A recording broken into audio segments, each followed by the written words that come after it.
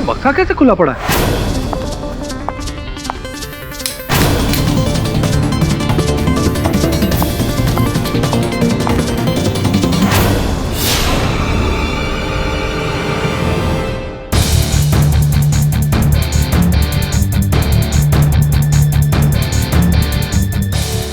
कौन है?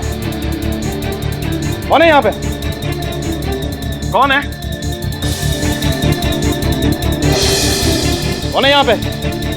कौन है?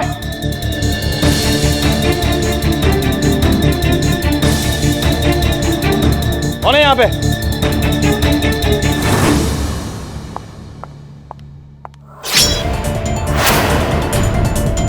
कौन है यहाँ पे? कौन है यहाँ पे?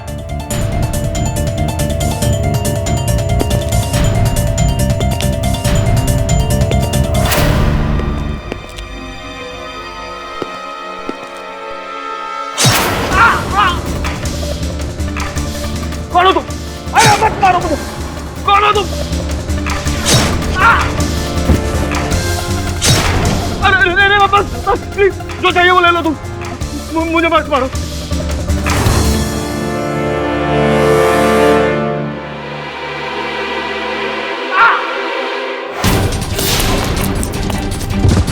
ये देखो, पकड़ इसको। हाँ, उसके हाथ में चाकू पकड़। ए रुक। जो पकड़ के रख इसको। हाँ, शायद कुछ किया इसने। अब मैं अंदर देख कर आता हूँ। हाँ गुप्ता जी, क्या कर रहा था अंदर तू? कुछ नहीं किया। है? मोहन जी, मोहन जी, मोहन जी, बच्चा! मोहन जी का खोलो ये बच्चा!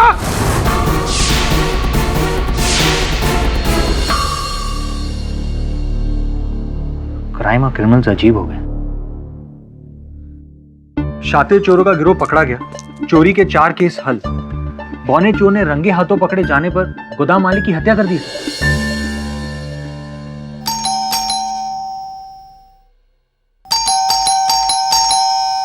यही केस आया है। साबित यकीन के साथ कैसे कह सकते हैं? क्योंकि जब हम किसी घटना के बारे में बात कर रहे होते या अखबार में उसकी खबर पढ़ रहे होते या टीवी पर उसकी खबर देख रहे होते तो वही केस चलकर हमारे पास आता है। सब इससे बिलेमौरे भी तो हो सकती है। जिस तरह से घंटी बजी है, जितनी तेज घंटी बजी है, उससे स्पष्ट होता है कि जिस व्यक्ति ने घंटी बजाई वो बहुत ही परेशान है, केस लेकर आया है, किसी अपने को बचाने आया है। शायद इस बोने के पिताजी होंगे। जा देख।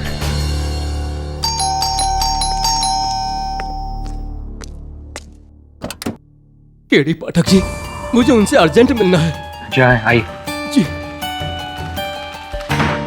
केडी साहब, केडी साहब, मेरे बच्चे को बचा लीजिए।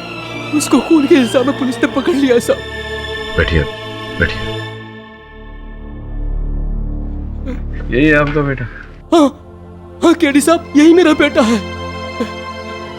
उसकी हाइट थोड़ी कम है, छोटा सा है, लेकिन मैं भगवान की सौगंध खाकर कह सकता हूँ कि मेरा बेटा खून नहीं कर सकता केडी साहब। मेरा बेटा खून नहीं कर सकता केडी साहब। देखिए, दुखद बात है कि हर माता पिता को ऐसा लगता है कि उसकी संतान कभी कोई बुरा काम नहीं करेगी, किंतु संतान अक्सर माता पिता को धोखा दे देती है।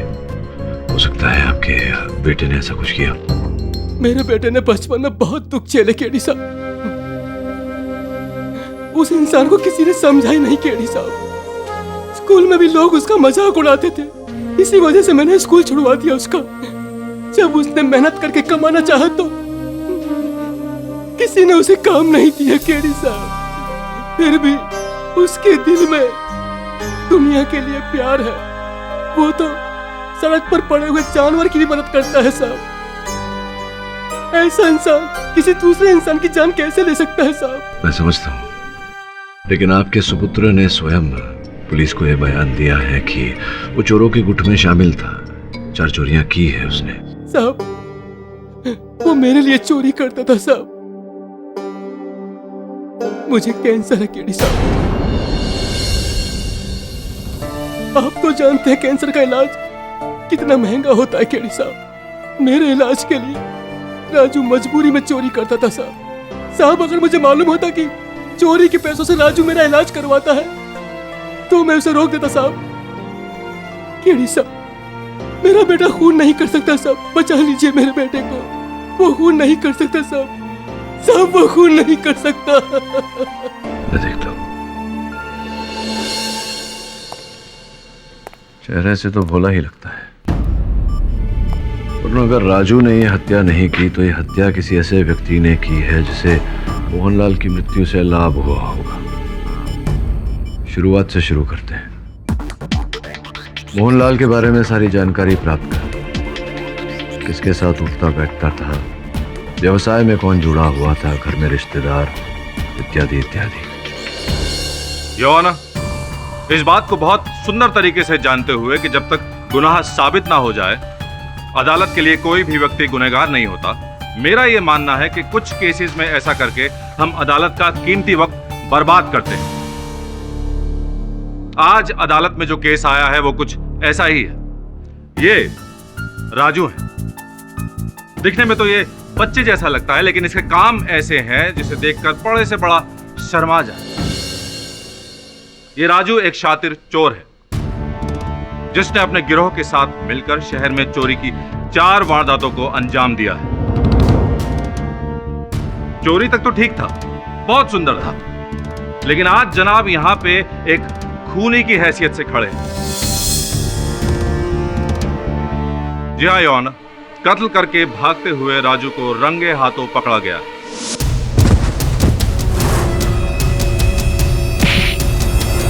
और राजू की दी हुई जानकारी के आधार पर पुलिस ने इसके गिरोह को भी गिरफ्त में ले लिया। योना, राजू गोदामों को अपना टारगेट बनाता था। गोदाम में माल सप्लाई करने वाले लोग राजू के खबरी होते थे और राजू अपने छोटे होने का फायदा उठाकर बॉक्स में छुप जाता था और फिर डिलीवरी देने वाले लोग बड़ी ही सफाई से उस बॉक्स को गोदाम के अंदर छुपा देते थे।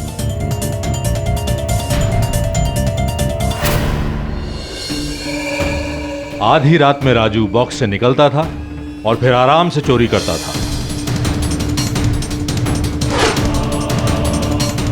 और उसके बाद राजू चोरी किए हुए माल के साथ वापस बॉक्स में छुप जाता था और अगले दिन राजू के साथ ही उस बॉक्स को वापस ले जाते थे।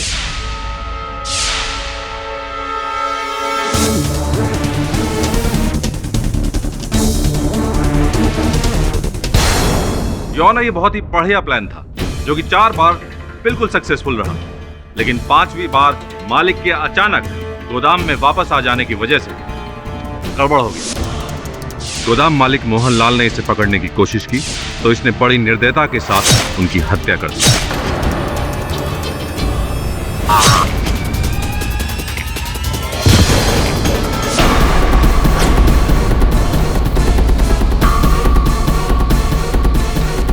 योना, एक बहुत ही सीधा और सिंपल सा केस है, इसलिए ज्यादा वक्त बर्बाद ना करते हुए मैं अदालत से अनुरोध करूंगा कि राजू को जल्द से जल्द सख्त सजा सुनाई जाए।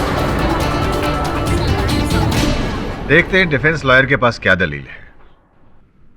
योर ऑनर, मैं मानता हूं कि मेरा मुवक्किल राजू व्यवसायिक रूप से एक चोर है, किंतु यह मुकदमा चोरी का नहीं, हत्या का है। और मैं अदालत को विश्वास दिलाता कि मेरा मुवक्किल राजू एक हत्यारा नहीं है। मोहनलाल की हत्या इसने नहीं, किसी और ने की।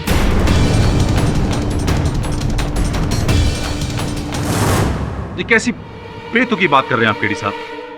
योना, उस गोदाम में अंदर बाहर जाने के लिए सिर्फ एक ही दरवाजा है। मोहनलाल ताला खोल के अंदर आया था और खुद राजू ने कबूल किया है कि वो चोरी करने के इरादे से अंदर घुसा था और बाहर भागते हुए पकड़ा गया। बाद में जब लोग अंदर पहुंचे तो मोहनलाल मरा हुआ था। किसी तीसरे शख्स का वहां होने का सवाल ही नहीं होता। योना, ये सारी बातें दर्शाती हैं कि कत्ल सिर्फ और सिर्फ राजू ने किया है।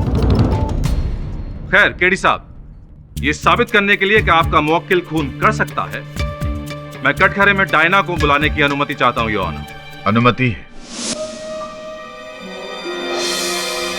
डायना, तुम राजू को कैसे जानती? सर, राजू और मैं, हम दोनों एक साथ सर्कस में काम करते थे। ओह, बहुत खूब, बहुत खूब। यानी कि राजू सर्कस में जोकर का काम करता था। राजू सर्कस में जोकर होने के साथ साथ मौत के घेरे में चाकू भी चलाता था। ओ बाय गॉड, मौत का घेरा खतरनाक खेल है काफी। पर राजू चाकू चलाने में माहिर था। क्या कभी ऐसा हुआ कि राजू के फेंके हुए चाकू ने तुम्हें घायल किया? जी, एक बार ऐसा हो चुका है। दुर्घटनावश या राजू ने जानबूझकर ऐसा किया? सर, ये तो मैं नहीं कह सकती, पर हाँ, उस दिन शो से पहले मेरा और राजू का झगड़ा जरूर हुआ।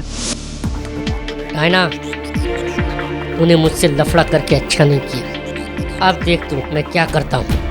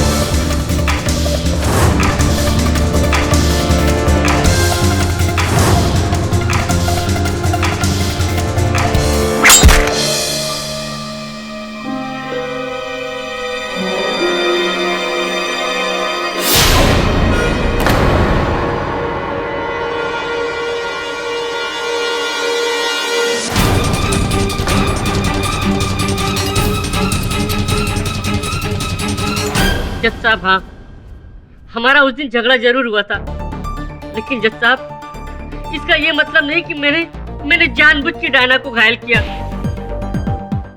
बल्कि डायना गलती से घायल हो गई थी जज साहब। मैंने जानबूझ के नहीं किया जज साहब। राजू झूठ बोल रहा है जज साहब, ऐसा इसने जानबूझ के किया था। राजू एक हिंसात्मक प्रवृत्ति का आदमी है जो गुस्से में आने पर किसी की भी हत्या कर सकता है।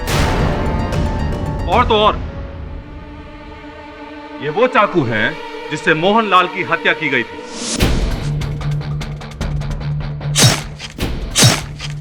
और अपने कर्तव्य दिखाने के लिए राजू बिल्कुल ऐसे ही चाकू का इस्तेमाल करता था। योर ऑनर, मैं अभियोग पक्ष महोदय को ये स्मरण करा दूं कि इस चाकू पर मेरे मुवक्किल राजू के उंगलियों के निशान उपस्थित नहीं है। केडी साहब, आपको ठीक से स्मरण करने की जरूरत है कि राजू ने उस रात दस्ताने पहने हुए थे, इसलिए उंगलियों के निशान आने का तो सवाल ही नहीं उठता। नहीं तो फिर आप किस आधार पर कह रहे हैं कि ये चाकू मेरे मुवक्किल राजू की? ऐसे तो अनेक चाकू होंगे इस दुनिया में। योर ऑनर, ये जो प्रश्न खड़ा हुआ है इसका उत्तर मैं प्राप्त करना चाहता हूं डायना जी से प्रश्न करके। विराजिए। तो डायना जी, ये जो घटना आपके साथ घटी, उसके पश्चात क्या कोई और घटना ऐसी घटी जहां राजू ने आप पर हानिकारक कोई प्रयास किया, आपको हानि पहुंचाने? कुछ हुआ ऐसा? उस घटना से मुझे बहुत गहरा सदमा पहुंचा और उसके बाद मैंने राजू से अपने सारे संबंध तोड़ दिए। योर ऑनर, केवल एक ही घटना के आधार पर किसी व्यक्ति की प्रवृत्ति को हिंसात्मक घोषित करना, क्या ये उचित है? जो भी हो, प्राप्त जानकारी से पता चला है योर ऑनर कि एक और व्यक्ति है जिनके पास ठोस कारण था मोहनलाल जी की हत्या करने का। मोहनलाल जी के घर के पास एक चाबी वाले की दुकान है। चाबी वाले का नाम सद्दाफ है। मैं सद्दाफ को कटघरे में बुलाने की अनुमति चाहता हूँ। सद्दाफ, मोहनलाल जी के गोदाम के पास चाबियां बनाने की दुकान है आपकी। तो अगर मैं आपकी बनाई हुई चाबी दिखाऊं तो क्या न्यायाधीश महोदय को उस चाबी के बारे में बता पाएंगे आप? साहब, दिन में इतनी चाबियां बनाता हूँ, सबके सब याद रखना मेरे लिए मुश्किल है। इस चाबी को देखिए, सोचिए, अगर कुछ याद आता है तो बताइए। साहब, 7 दिन पहले ही मैंने ऐसी ही डुप्लीकेट चाबी बनाई थी। ऐसी एक चाबी आपने बनाई थी 7 दिन पहले? अच्छा, और कुछ याद है? साहब, मैंने इस चाबी के साथ एक छोटी चाबी बनाई थी। इस चाबी के साथ आपने एक छोटी सी चाबी और बनाई थी। और ये दोनों चाबियां आपसे कौन व्यक्ति बनवाने आए थे? आप उन्हें पहचान पाएंगे क्या? वो व्यक्ति इस समय अदालत में है, देखिए जरा।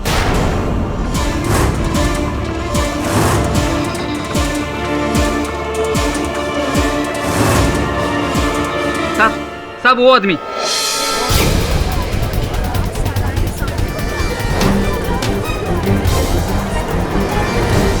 तो प्रकाश जी, न्यायाधीश महोदय को बताएं कि मोहनलाल जी के साथ क्या संबंध था आपका? वो मेरे बड़े भाई थे। सगे? सगे नहीं, सौतेले। क्या फर्क पड़ता है? फर्क तो पड़ता है, बहुत बड़ा फर्क पड़ता है। और पड़ा कि जो मोहनलाल जी के साथ जो मनमुटाव चल रहा था, किस कारण से, बताइए न्यायाधीश। प्रकाश जी बताइए। मैं गोदाम में अपना हिस्सा बेचना चाहता था और मोहन मुझे ऐसा करने नहीं दे रहा था। जज साहब, गोदाम हमारे पिताजी ने बनवाया था। अब गोदाम में मेरा कोई हिस्सा है कि नहीं?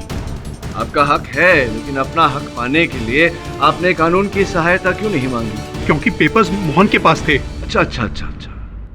तो कागजात पाने के लिए आपने गोदाम की नकली चाबियां बनवाई और फिर उन चाबियों की सहायता से आप उस रात गोदाम में दाखिल हुए कागजात पाने के लिए और अपने सौतेले भाई से बदला लेने के लिए।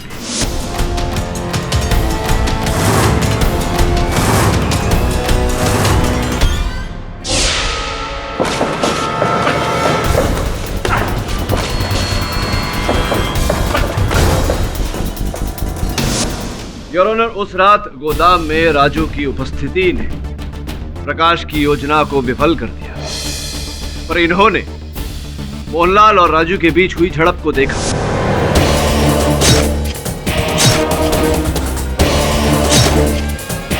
और जैसे ही राजू मोहनलाल को घायल करके गोदाम से बाहर भागे, ये नीचे गए मोहनलाल के पास और इन्होंने, प्रकाश तुम?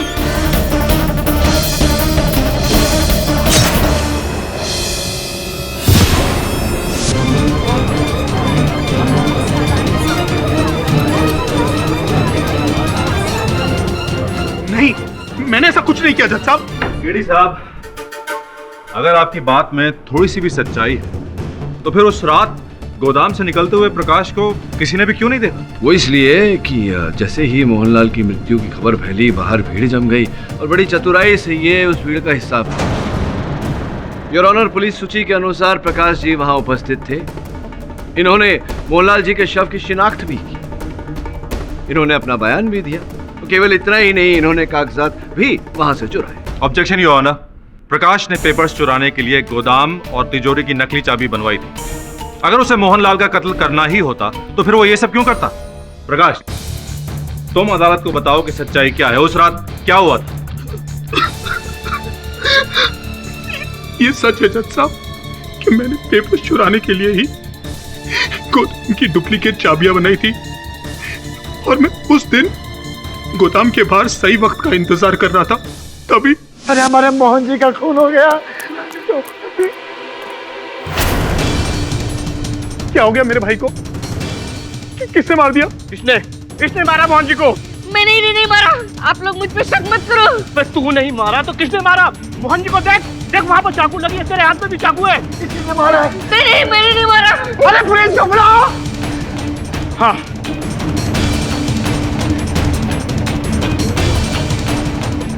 फोन करो पुलिस को, जल्दी से करो, आ जाओ ना।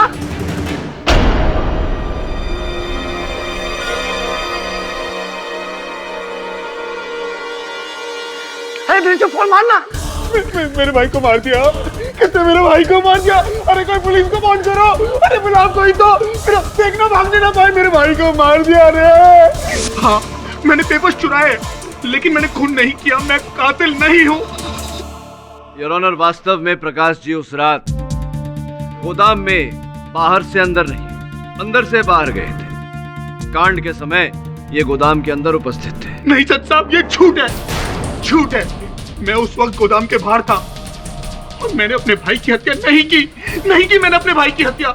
केडी राजू को बचाने के लिए सब इल्जाम मुझ पर मढ़ रहा है। योर ऑनर, मैं केडी साहब की तसल्ली के लिए महेश गुप्ता जी को, जिनकी गोदाम के ठीक बगल में बर्तन की दुकान है, उन्हें कटघरे में बुलाने की अनुमति चाहता हूँ। इजाजत है। गुप्ता जी, आप वो सबसे पहले व्यक्ति हैं जिसने उस रात राजू को गोदाम से निकल के भागते हुए देखा था। मोहनलाल के मृत शरीर को भी सबसे पहले आप ही ने देखा था।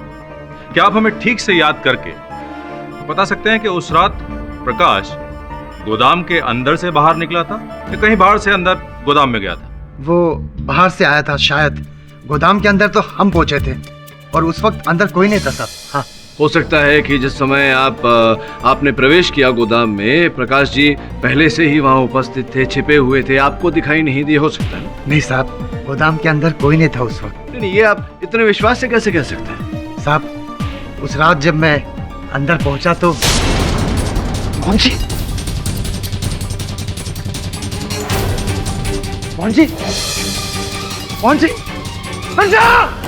का खून हो गया। खून किया तूने? चल नहीं, चल, खून हो गया। मोहन जी को मार दिया। किसने मारा है? नहीं, मैंने कुछ नहीं किया। अबे तूने ही किया तो कौन किया? नहीं, मैंने नहीं किया। गुप्ता जी, पुलिस को बुलाइए, पुलिस को बुलाइए। गुप्ता जी,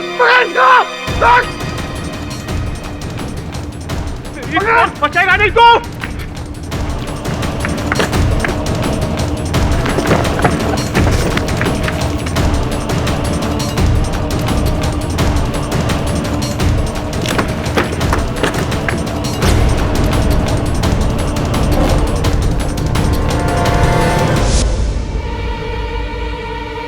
इस बोने को पकड़ने के चक्कर में हम दोनों की हालत खराब हो गई जज साहब। इसने हमें पूरे गोदाम के चक्कर खिलाए।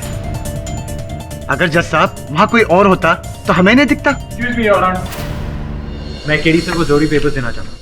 दे दीजिए। केडी साहब, अब तो आपकी 3rd पर्सन पॉलिसी फेल हो गई है, हथियार डाल दीजिए। गुप्ता जी, आप जा सकते हैं। ना ना ना ना ना, चले जाइएगा। जाने से पहले हमारे कुछ प्रश्नों का उत्तर दे दीजिए, फिर चले जाइएगा। जी। ये बताइए कि जिस समय आपने प्रवेश किया गोदाम में, मोहनलाल जी की स्थिति कैसी थी? अर्थात मर चुके थे, जीवित थे? सर, कितनी बार कहा मैंने आपसे, वो मर चुके थे। वो जीवित थे, आपने उन्हें मारा।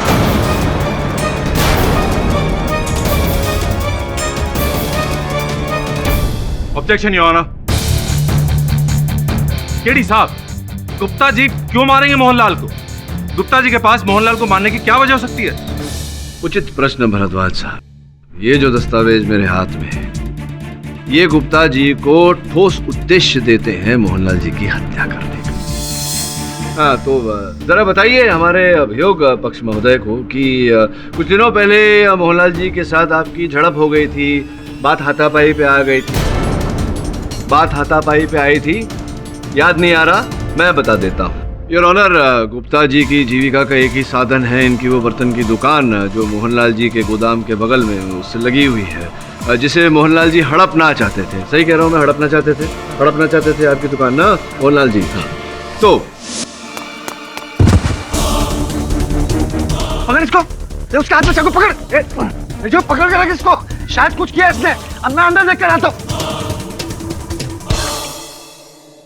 मोहन जी, गुप्ता,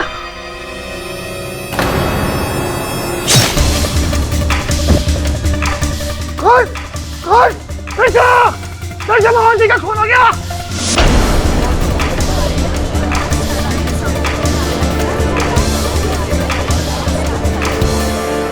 एक मिनट।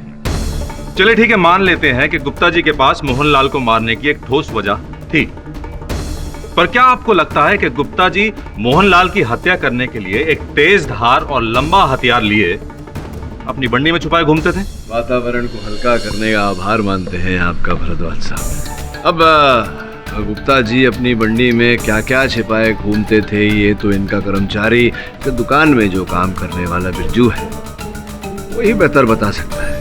हाँ बिरजू भैया, बताइए कि उस रात गुप्ता जी की बंडी में कुछ तेज धार हथियार छिपाया हुआ था क्या? कुछ ऐसा था इनकी बंडी में?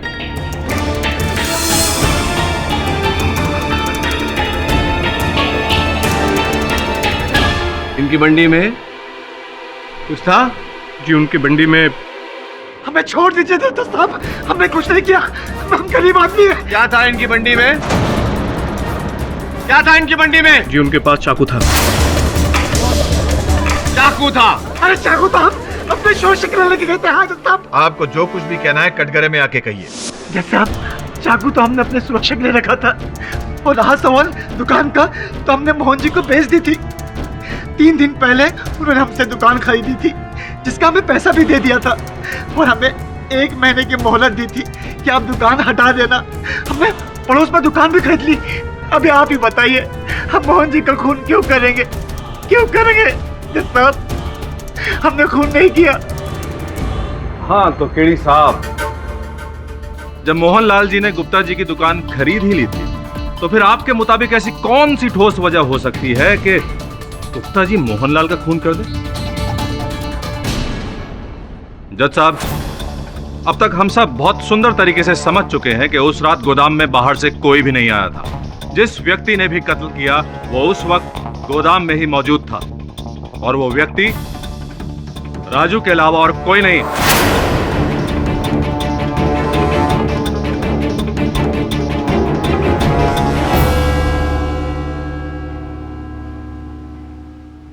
आज हम किसी भी नतीजे पर नहीं पहुंचे। मुझे उम्मीद है कि अगली सुनवाई तक दोनों पक्ष अपनी दलीलों के साथ साथ पुख्ता सबूत पेश करेंगे। तब तक के लिए मैं ये अदालत बर्खास्त करता हूं। राजू, जिस चाकू से मोहनलाल जी की हत्या हुई वो चाकू तुम्हारा ही है? तुम्हारा है ना? दरअसल केडी सर, जिस चाकू से मोहनलाल का खून हुआ है वो चाकू मेरा ही है। तो पर केडी सर, वो चाकू तो मुझसे बहुत पहले खो गया था। केडी सर, मैं अपने सारे चाकू अपने पास ही रखता था, और उसमें से एक चाकू कैसे गुम हो गया मुझे मालूम नहीं सर। तुम्हारा चाकू तुमने रखा था, यूं ही गायब हो गया, तुम्हें पता नहीं? ऐसा कैसे हो सकता है? देखो राजू, तुम कुछ छिपा रहे हो मुझसे। क्या छिपा रहे हो तुम मुझसे? बोलो।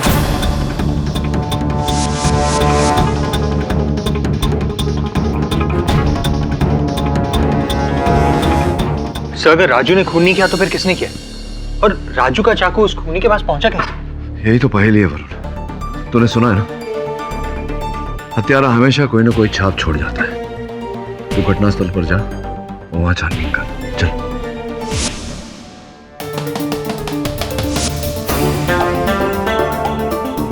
वरुण, थोड़ा आगे जा।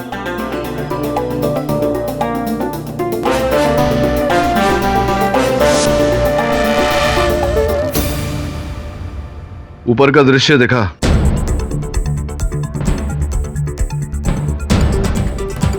वरुण, मोहनलाल का मृत शरीर जहां पाया गया था वो स्थान तुझसे कितनी दूर है? सर, लगभग 6 फीट।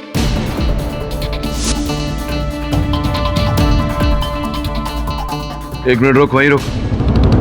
थोड़ा पीछे आ। वहां नीचे देख, जमीन पर क्या चमक रहा है? सर, सूरज की किरणें।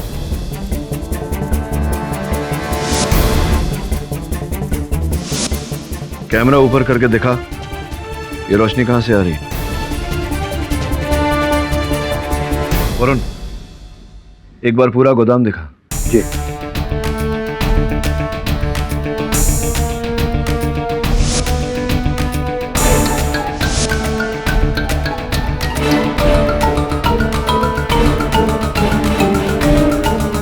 रुक, वो जो चेन लटक रही है उस पर जूम कर।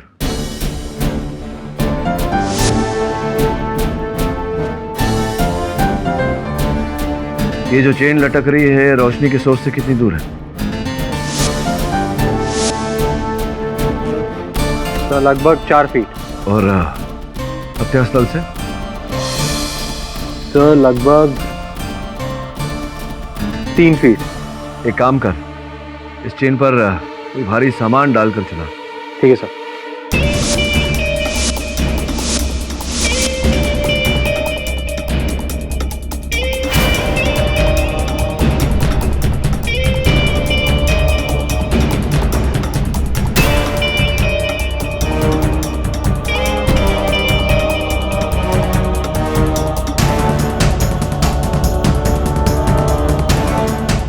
और तेजी से।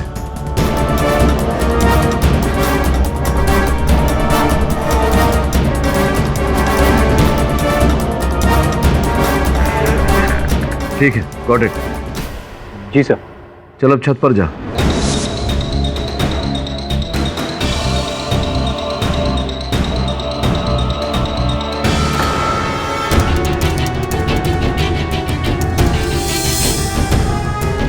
Oh my God.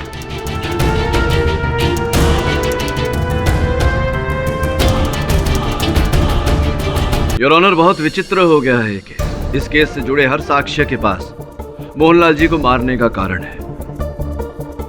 राजू भागना चाहता था, संभवतः इसी कारण से इन्होंने मोहनलाल जी को मारा। प्रकाश गोदाम का हिस्सा पाना चाहते थे और गुप्ता जी अपनी दुकान बचाना चाहते थे। उस चाकू पर किसी की उंगलियों के निशान नहीं मिले।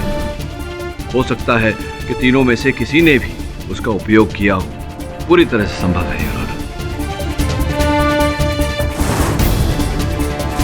अब गुप्ता जी की दुकान तो मोहनलाल जी ने खरीद ली थी, तो गुप्ता जी पर से संदेह हट जाता है। प्रकाश जी के बारे में जानकारी प्राप्त कर ली है हमने। राजू के बारे में जानकारी प्राप्त करने के लिए मैं अनंत जी को कटघरे में बुलाने की अनुमति चाहता हूँ। अनुमति है? अनंत जी क्या करते हैं? जी सर, मैं कपड़े की दुकान में सेल्समैन हूँ। अच्छा। और इसके पहले मैं जनता सर्कस में काम करता था। राजू भी सर्कस में काम करते हैं? जी सर। जानते होंगे आप इनको? जी तो क्या बता सकते हैं इनके बारे में? जी, राजू का कद तो छोटा है पर उसका दिल बहुत बड़ा है। मैंने हमेशा उसे दूसरों के काम में मदद करते हुए देखा है। दूसरों की सहायता करते हुए देखा है जी। ये जो आपने कहा आप कपड़े की दुकान में कर्मचारी हैं, सर्कस क्यों छोड़ दिया आपने? सर, सर्कस के मालिक मुरुगन की अचानक मौत हो गई। अचानक? कैसे? सर, एक सुबह वो अपने बिस्तर पर मरे हुए पाए गए। मामला पुलिस तक पहुंचा था पर पता नहीं चला क्या हुआ। अब मैंने सुना है कि उनकी मृत्यु के पश्चात उनके आसपास उनके कक्ष में कहीं पर उनके नाम का 1 रुपया भी नहीं मिला। ये सर्कस क्या यूं ही बिना पैसों के चल रहा है? नहीं सर, ऐसा नहीं है। मुरुगन साहब के पास तो बहुत पैसे थे, पर हमारा सर्कस इस शहर से उस शहर यात्रा करते रहता था। इसलिए मुरुगन साहब पैसा बैंक में न रखकर हमेशा अपने पास रखा करते थे। पर हाँ, उनकी मृत्यु के बाद उनके पास कुछ नहीं मिला। तो किसी ने खोजने का प्रयास नहीं किया उन रुपयों को? जी सर, उनके सभी रिश्तेदारों ने पैसे खोजने की बहुत कोशिश की। अक्सर ऐसा होता है। हमें उन लोगों ने इतना परेशान किया, पर हमें कुछ पता हो तो उनको बता पाए ना। ऑब्जेक्शन योर ऑनर, ये सर्कस की फालतू की कहानियां सुना के अदालत का वक्त बर्बाद किया जा रहा है। नहीं, समय बर्बाद नहीं कर रहा, समय का सदुपयोग कर रहा हूँ। अदालत में ये बात प्रस्तुत करने का प्रयास कर रहा हूँ कि मोहनलाल जी की हत्या सर्कस के मालिक मुरुगन के पैसों के कारण हुई थी। मुरुगन का पैसा? जी। मुरुगन के पैसे से मोहनलाल की मौत का क्या लेना देना है? मुरुगन का पैसा और मोहनलाल की मौत, ये दोनों अलग अलग घटनाएं हैं। अलग अलग घटनाएं हैं, लेकिन जुड़ी हुई हैं कड़ी से, और वो कड़ी राजू है।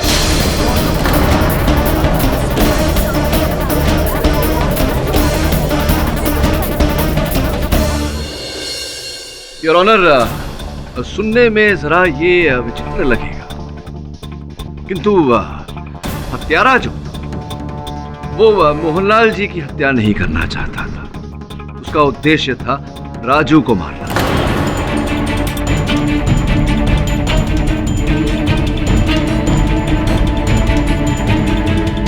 केडी साहब, आप कहना चाहते हैं कि राजू के पास मुरुगन का पैसा था और कोई मुरुगन के पैसे को पाने के लिए राजू के पीछे गोदाम तक आया। मतलब ये कि राजू मुरुगन का पैसा लेकर चोरी करने जाता था? नहीं, ऐसा नहीं था। योर ऑनर, बात कुछ ऐसी है। सर्वप्रथम मुरुगन साहब का पैसा राजू के पास नहीं था, किंतु राजू जानता था कि वो पैसा किसके पास है, और राजू उस व्यक्ति को ब्लैकमेल कर रहा था। मैं सही कह रहा हूँ राजू? जी हाँ।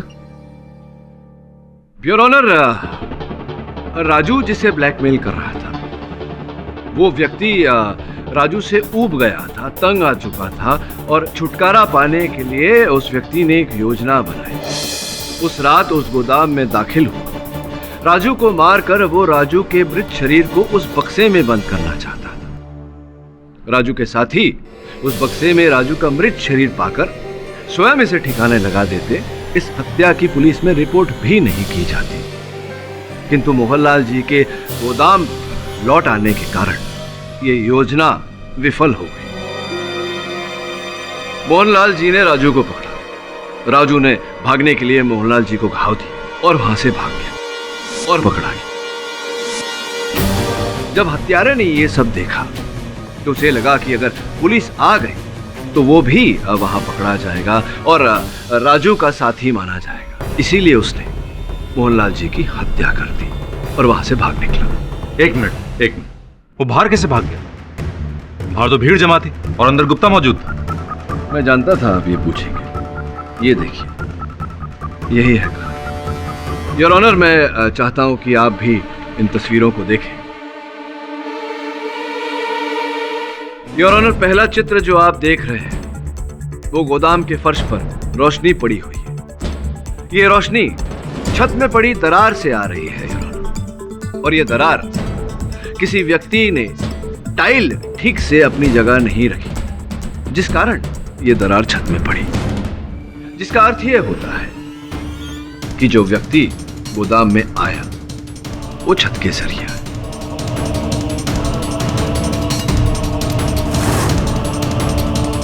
योर ऑनर, अदालत का समय जाया न करते हुए, बर्बाद न करते हुए मैं डायना जी को कटघरे में बुलाने की अनुमति चाहता हूँ। अनुमति है। डायना जी, किस नाप के जूते पहनती हैं आप? 7? वाह, सर्कस में क्या करती थी? सर, मैं एक ट्रपीज आर्टिस्ट हूँ। ट्रपीज आर्टिस्ट, अगर हिंदी भाषा में समझाया जाए तो वो लोग जो रस्सी का सहारा लेकर, सहायता लेकर छत के एक कोने से दूसरे कोने पर चले जाते हैं, करतब दिखाते हैं, कूद जाते हैं जमीन पर। जी। रस्सी की जगह अगर चेन भी हो तो भी उनके लिए ये काम बहुत आसान, सरल है करना। योर ऑनर, एक अंतिम चित्र मेरे पास है जो मैं अदालत के समक्ष रखना चाहूंगा। फोरेंसिक विशेषज्ञों ने जब जांच किया तो पता चला कि ये लहूलुहान जूते का चिन्ह 7 नंबर का है, और विशेष बात यह है कि ये जूता किसी महिला ने पहना हुआ था।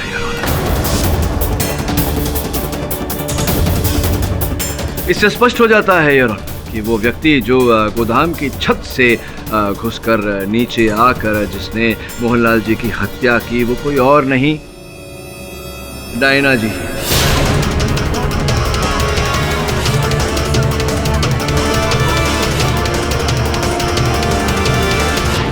कुछ साक्ष्य और योर ऑनर, ये कुछ दस्तावेज हमें जांच पड़ताल के समय मिले जिससे ये पता चलता है कि हर महीने डायना जी राजू को पैसे भेजा करती है,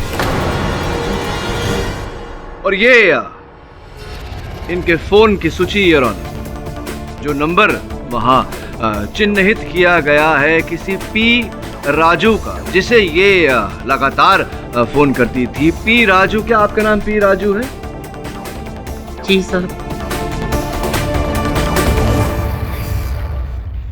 डायना जी, क्या आप भी साबित करना शेष रह गया है कि राजू आपको ब्लैकमेल कर रहा था और हर महीने आप उसको धनराशि पहुंचा रही थी? प्रश्न शेष रहा है तो केवल ये कि किस बात को लेकर राजू आपको ब्लैकमेल कर रहा था, आप बताना चाहेंगी या मैं? आप ठीक कह रहे हैं केडी सर।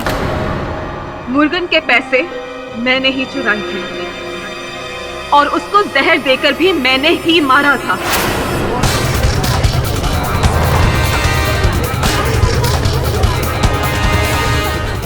लेकिन इन सारी बातों का पता राजू को चल गया था और उसने मुझे ब्लैकमेल करना शुरू कर दिया। मैं राजू से तंग आ गई थी और मैं उसे मार देना चाहती थी, क्योंकि मैं उस डर से भागना चाहती थी जो हर महीने मेरे दरवाजे पर आकर खड़ा हो जाता था, मुझसे पैसे मांगता था, मुझे ब्लैकमेल करता था। इसलिए मैं राजू को मारना चाहती थी।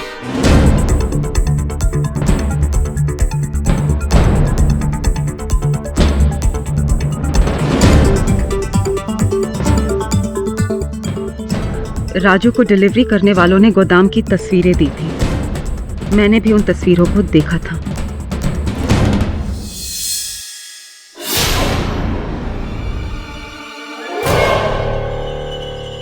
और मैं राजू को उसी चाकू से मारना चाहती थी जिस चाकू से उसने मुझे घायल किया था।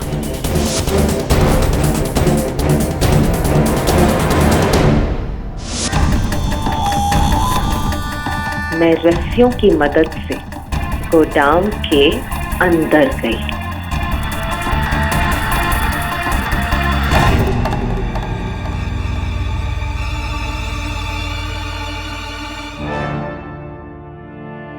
और वहां जाकर मैं राजू के बाहर निकलने का इंतजार करने लगी।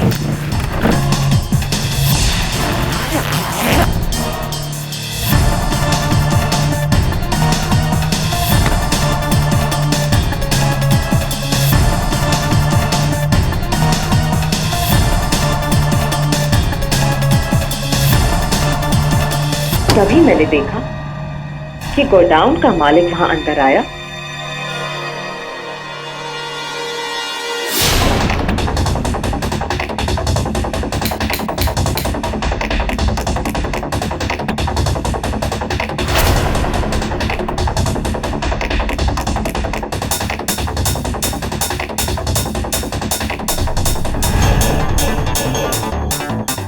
और राजू ने उसे जख्मी कर दिया।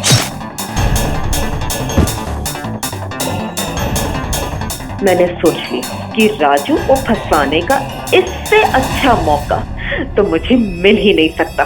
फिर क्या था, मैंने उस गोदाम मालिक का खून कर दिया ताकि सारा का सारा इल्जाम इस राजू पर आए और ये सारी जिंदगी भर जेल में सड़ता रहे।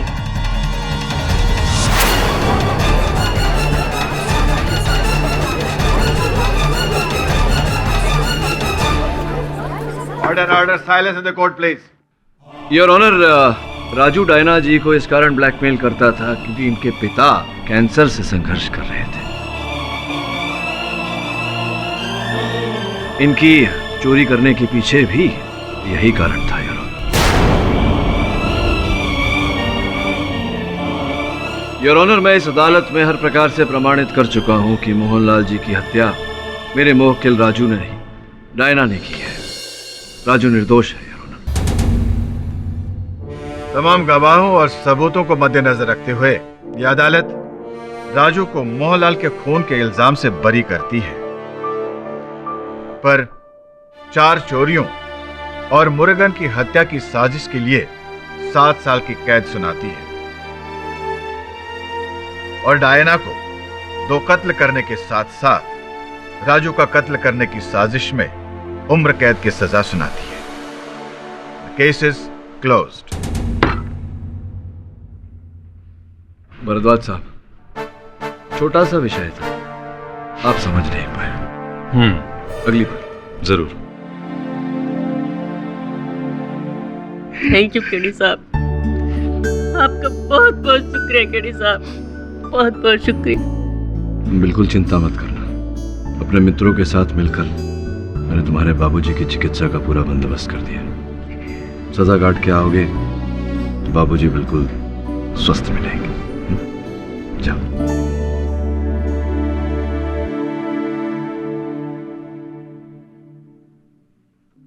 सर, इस केस में सभी को सजा हो गई।